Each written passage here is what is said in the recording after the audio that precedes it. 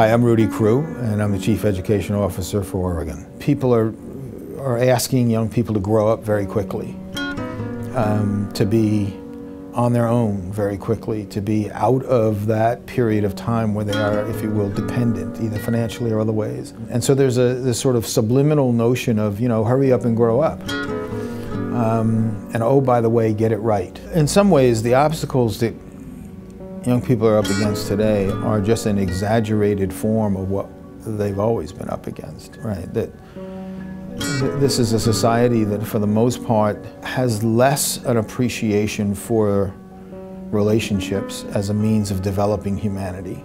The achievement gap is, in many cases, a function of young people who, at least at some level, have a minimal number of relationships with whom they actually can exchange their fear, their worries, their loves, their likes, their apprehensions. They just don't have any place to go invest that. So they try to figure it out on their own, and they end up making really bad decisions about that. I think this achievement gap is really a relationship gap. I think it's a way of being able to understand that when I don't know how to get through algebra, or even if I'm eligible to take algebra, or even if I'm smart enough to go to school and finish it, and I doubt that, and I'm worried about it, and I have no evidence to prove it, that what a relationship means is that you get to travel with that person by faith, even when you don't have faith in it yourself.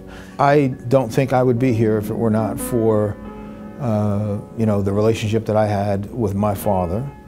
Matter of fact, I know I wouldn't be if he had not guided me into playing ball, or if it hadn't been that, you stayed into things that I wanted to quit. You're not allowed to quit. You keep going. You stay to the end. You're part of a team. You're all of these things, and you try as best as you can to figure out life, but when you're 12 or 9 or 7 or 13 or whatever, you don't always know the answers. You don't know the right pathway. Now, when you look at that and you think about big brothers and big sisters, what that is it's a relationship. It's a way of being able to have a concrete, in the flesh, day-to-day, ongoing connection with another human being who knows my story, who isn't judging me for my story, who's willing to participate in this story with me. And I had that in the form of my father. There are lots of children who need it in the form of big brothers and big sisters.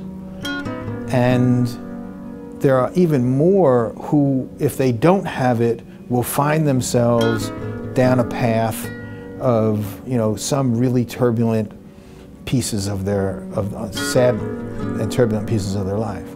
In my mind, big brothers and big sisters is such an incredibly, you couldn't find, in my mind, a better structure that's emblematic of this issue of building relationships and thus building character.